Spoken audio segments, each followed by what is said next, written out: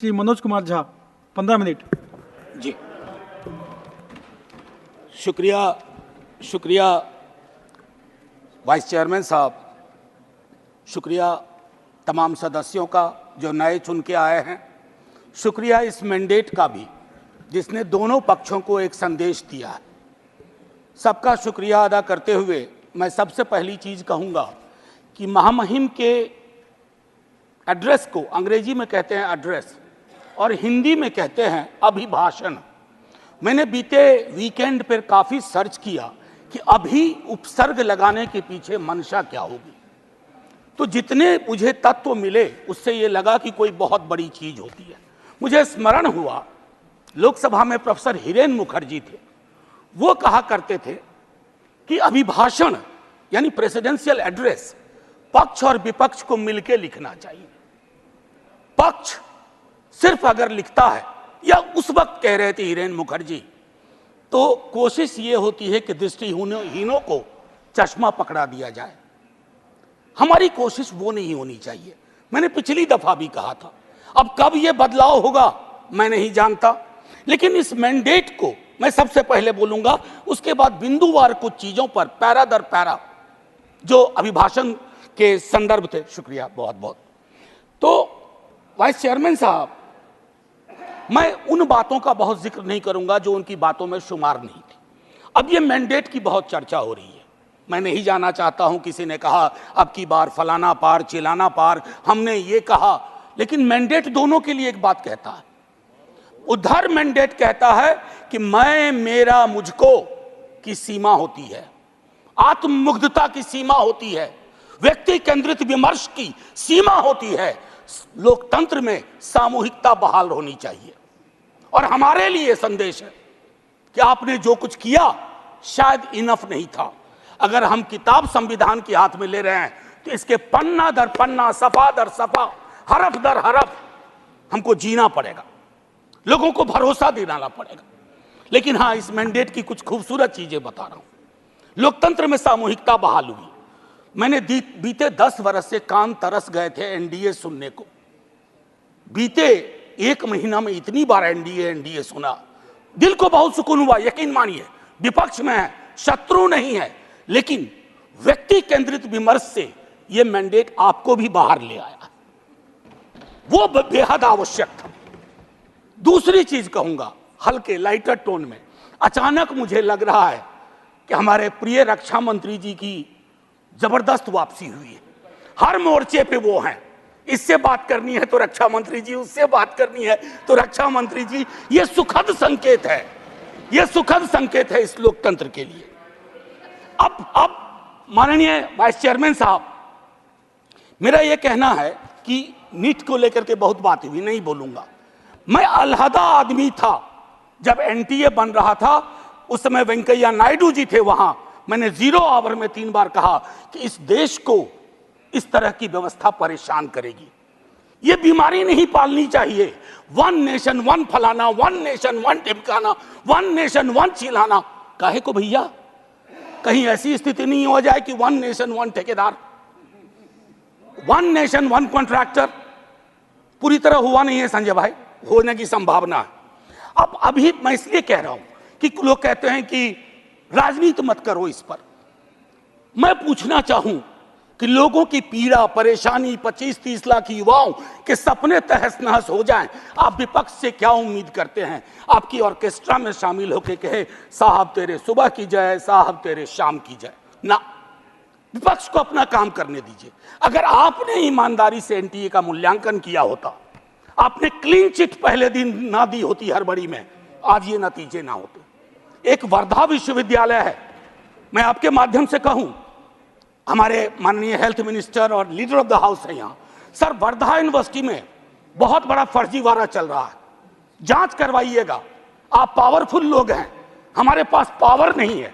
हम आपसे आग्रह कर सकते हैं, ये आग्रह कर रहा हूं महात्मा गांधी के नाम पर। वो विश्वविद्यालय हो रहा था और गांधी जी के लिए जो चीज त्याज्य थी वो सारी चीजें उस विश्वविद्यालय में हो रही हैं। परसों टिस में क्या हुआ, ये सब चीजें हमें चिंता देनी चाहिए। अरे आज आप सत्ता में हैं, कल को हम सत्ता में होंगे, लेकिन अगर देश के सरोकार ही रुग्णावस्था में चले जाएंगे, बीमार पड़ जाएंगे तो फिर क्या बात, फिर कौन सी राजनीति, फिर कौन सी समाज नीति। युवाओं के रोजगार पर मैं ज्यादा नहीं बोलना चाहता, बहुत लोग बोले हैं। बिहार से आ रहा हूं सर, पूरे चुनाव बिहार में था। बिहार में हमें भले सीट कमाई हो, लेकिन बिहार के युवा से किसी भी जाति का हो, पूछिए नौकरी, नौकरी मतलब तेजस्वी। हमने मयार बदला, वहां चिंतन बदल दी, धारा बदल दी। आपकी मर्जी है, कुछ भी कहिए, आप लोग तो जज भी हैं, इन्वेस्टिगेटिव एजेंसी है। मैं हाथ जोड़ के विनती करता हूं, जितनी गालियां मुझको देनी है अपने भाषण में दे लीजिएगा, खूब दीजिए गाली। आदी हो गए हम गाली सुनने के, फिर सुन लेंगे आपसे गाली, लेकिन कुछ बातें रखने दीजिए। NIOS DLED का मसला है, आप ही ने बनाया, आप ही ने उसको डिलेजिटिमाइज कर दिया। भटक रहे हैं हजारों बच्चे, शिक्षा प्रेरक का वही हाल है। तो मैं ये कहना चाहता हूं कि देश में बहुत बुरा हुआ चुनाव के दौर में। भैंस, मंगलसूत्र, मुजरा, टोटी तोड़ ले जाएगा, बिजली काट देगा। सर परेशान हुए हम लोग। मैं चुनाव देख रहा था बैकरूम से, कंप्लेन कर रहा था इलेक्शन कमीशन को, जिसको दाद दी गई है अभिभाषण में। सर कंप्लेन फर्स्ट फेज में किया, परसों मेल आता है, परसों, डे फॉर यस्टरडे, अपना नाम, पता, असेंबली नंबर, मोबाइल नंबर भेजिए। अब किस बात का भैया, अब किस बात का? ये व्यवस्थाएं हैं। इलेक्शन कमीशन की क्रेडिबिलिटी पे एक सर्वे हुआ, 28% लोगों का सिर्फ भरोसा है। इससे ज्यादा भरोसा तो पंचायत वेब सीरीज में फुलेरा के ग्राम प्रधान का है। लोगों को यह सोचना चाहिए। मैं sir mathematical length of tenure के आधार पर नेहरू बनाने की कोशिश हो रही है। Sir mathematical length of tenure से नेहरू नहीं बनता। नेहरू बनता है जो गर्म हवा को पी सके, दूसरे के जख्म को देख करके उस पर मलहम लगाए, जख्म कुरेदे नहीं, जख्म पे नमक ना छिड़के, वो होता है नेहरू। तो सिर्फ मैथमेटिकल इससे। अब सर आपको एक छोटी चीज बताऊं, जातिगत जनगणना की मांग की थी, हमारे जदयू के साथी लोग भी थे, अभी हैं मंत्री जी प्रणाम, हमारे जदयू के साथी लोग भी थे। नीतीश जी, तेजस्वी जी ने मिलकर सर्वेक्षण कराया। सर को मैडम कोर्ट में आया। कोर्ट में कौन खड़े हुए यहां, नाम लूं? सॉलिसिटर जनरल ने रोकने की कोशिश की। किसके इशारे पे हो रहा है? एक तरफ आप कहते हैं वंचितों का कोई नुकसान नहीं होने देंगे, और दूसरी तरफ आप इस प्रकार की कोशिशें करते हैं। आज बिहार की सबसे बड़ी मांग है कि सर्वेक्षण के बाद जो आरक्षण का आधार बढ़ाया गया उसको 9वीं अनुसूची में डालिए। अभी पटना उच्च न्यायालय का एक निर्णय आया है, हम इंतजार करते रहे हैं सरकार से, बिहार की सरकार से, कि वो चैलेंज करे इसको, नहीं तो राष्ट्रीय जनता दल पिटीशन लेके जाएगा सुप्रीम कोर्ट। सर आप बोल दीजिएगा, अभी तक गई नहीं है, मुझे भी जानकारी है सर, बहुत फॉलो करता हूं क्लोजली, बहुत क्लोजली फॉलो करता हूं। सर अभी महामहिम ने मेजॉरिटी की बात की, मैं उस पर शुरू में बोल चुका हूं। लेजिस्लेटिव मेजॉरिटी को हमेशा मॉरल मेजॉरिटी के सापेक्ष रखना होगा, मॉरल मेजॉरिटी के सापेक्ष।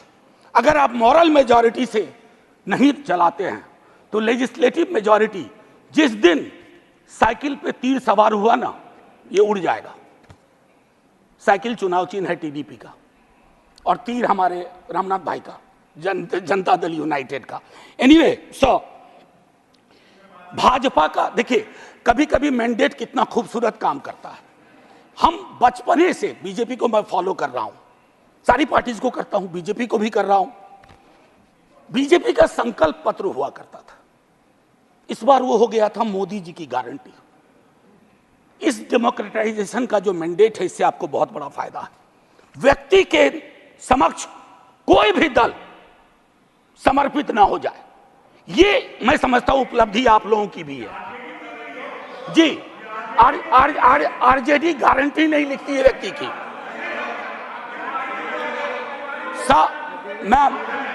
Ma'am protect me, I need your protection.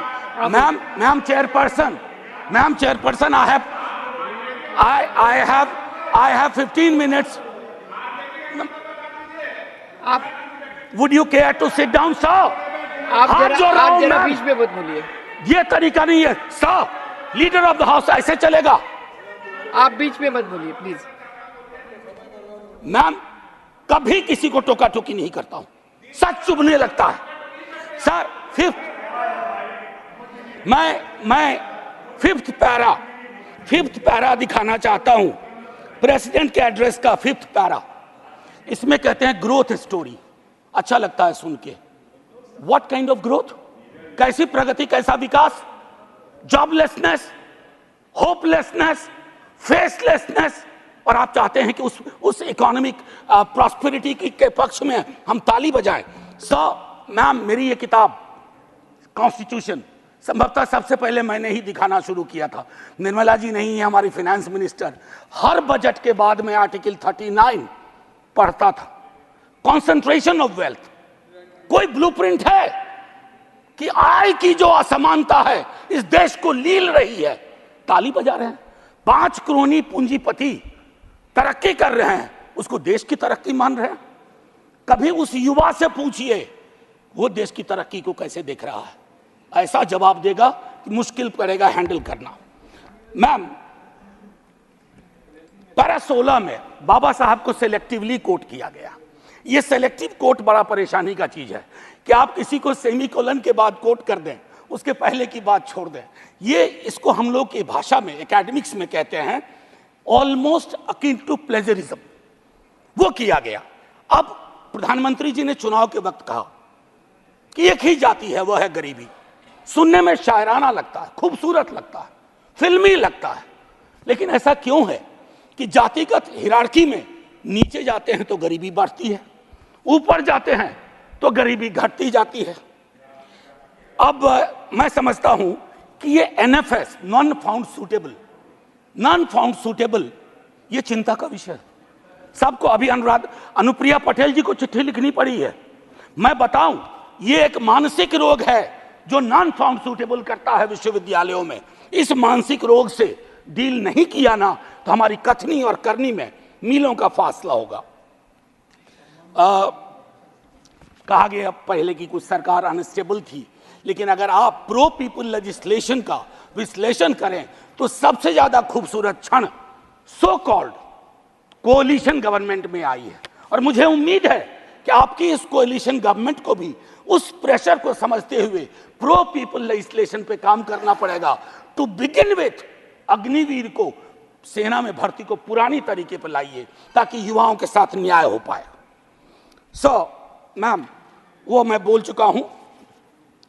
भारतीय न्याय संहिता आज से लागू हो गई, लेकिन हमें याद रखना चाहिए 150 सांसदों के निलंबन के साथ यह पास हुआ है। इसमें कोई चर्चा नहीं हुई। ये एक कदम है पुलिस स्टेट की ओर, एक ऑर्वेलियन स्टेट की ओर। इससे मैं आगाह करता हूं, क्योंकि हमेशा आप वहां नहीं होंगे। जब यहां होंगे तो यही दंड प्रावधान लागू होंगे। मैं और सुनिए, पैरा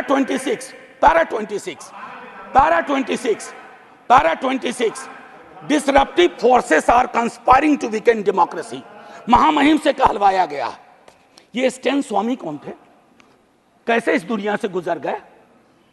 क्यों आज भी उमर खालिद, मीरान हैदर, खालिद सैफी जैसे जवान जो सरकार की आलोचना को देश की आलोचना बना दिया गया।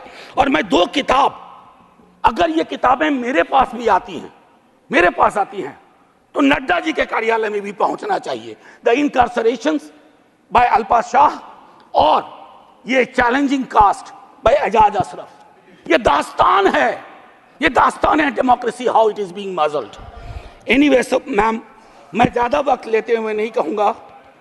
इमरजेंसी पे बात हुई मैम, वाइस चेयरपर्सन, इमरजेंसी पे बात हुई। सचमुच बहुत बुरा अध्याय था, लेकिन मुझको लगता है कि इंदिरा जी के एडवाइजर बहुत स्मार्ट नहीं थे। आज की तरह के होते ना तो कहते 352 की जरूरत भी नहीं है, ऐसे ही बना देंगे। ये हालात, ये फर्क है। और आखिरी में कहूंगा कि ये जो चुनावी विमर्श है, इसकी वजह से जहर बहुत है समाज में। लिंचिंग चल रही है, लिंचिंग। मैं कितने विजुअल्स बताऊं। आज से 3 दशक पूर्व मुझे स्मरण है,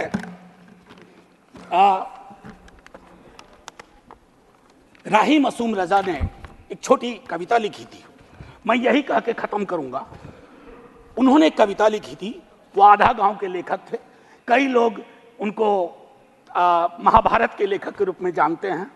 उन्होंने एक, और उनके लिए गंगोली और गंगा उनकी माँ थी। ये था एक भारतीय मुसलमान का चित्रण। उन्होंने लिखा था, मेरा नाम मुसलमानों जैसा है, मुझको कत्ल करो और मेरे घर में आग लगा दो, मेरे उस कमरे को लूटो जिसमें बयानें जाग रही हैं मेरी, और जिसमें मैं तुलसी की रामायण से सरगोशी करके कालिदास के मेघदूत से कहता हूं मेरा भी एक संदेश है। अब आइए दूसरा, ये 3.5 दशक पूर्व लिखी गई अभी, और यही मैं खत्म करूंगा। ये पूरे देश का चित्रण है, ये हम सब के लिए आईना है। वरना मारे जाओगे, रघुवीर सहाय को याद करते हुए एक युवा कवि अदनान नाम के लिखा है। मत भूलो कि तुम मुसलमान हो, बस 30 सेकेंड और लूंगा। मत भूलो कि तुम मुसलमान हो, बस लोगों को छलावा देते रहो कि तुम मुसलमान नहीं हो, वरना मारे जाओगे। राह चलते ख्याल रखो कि कहीं तुम्हारी कमीज से मुसलमान होने की बू तो नहीं आ रही। ख्याल रखो किसी से बहस करते हुए, कुछ बोलते हुए, कुछ करते हुए, यहाँ तक कि हंसते और रोते हुए भी, कि कहीं तुम मुसलमान तो नहीं लग रहे हो, वरना मारे जाओगे। ये बात हमेशा याद रखो कि तुम एक मुसलमान हो और तुम मरोगे नहीं, एक दिन मारे जाओगे। विवेकहीनता, तर्कहीनता के समाज को ध्वस्त करिए। आइए हिंदुस्तान बनाए, वो हिंदुस्तान जहां कोई फर्क ना हो, गले लग सकें। ये नहीं कि चुनावी मंच से कुछ, जमीन पे कुछ। जय हिंद मैम, जय Hind. Thank you. Shri KR Suresh Reddy.